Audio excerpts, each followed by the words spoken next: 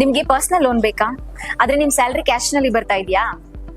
ಹಾಗಾದ್ರೆ ಈಗಲೇ ಈ ರೀಲ್ ನ ಸೇವ್ ಮಾಡ್ಕೊಳ್ಳಿ. ಏನಂತ ನಾನು ಹೇಳ್ತೀನಿ. ನಿಮ್ ಸ್ಯಾಲರಿ ಯಾವಾಗ್ಲೂ ಬ್ಯಾಂಕ್ ಅಕೌಂಟ್ಗೆ ಡೈರೆಕ್ಟ್ ಆಗಿ ಕ್ರೆಡಿಟ್ ಆಗ್ಬೇಕು. UPI ಪೇಮೆಂಟ್ ಅಥವಾ ಕ್ಯಾಶ್ ಸ್ಯಾಲರಿ ಆಗಿರ್ಬಾರ್ದು. ಆಗ ನೀವು ಬ್ಯಾಂಕ್ಸ್ ಅಥವಾ NBFC ನಿಂದ ಪರ್ಸನಲ್ ಲೋನ್ಗೆ ಎಲಿಜಿಬಲ್ ಆಗ್ತೀರಾ.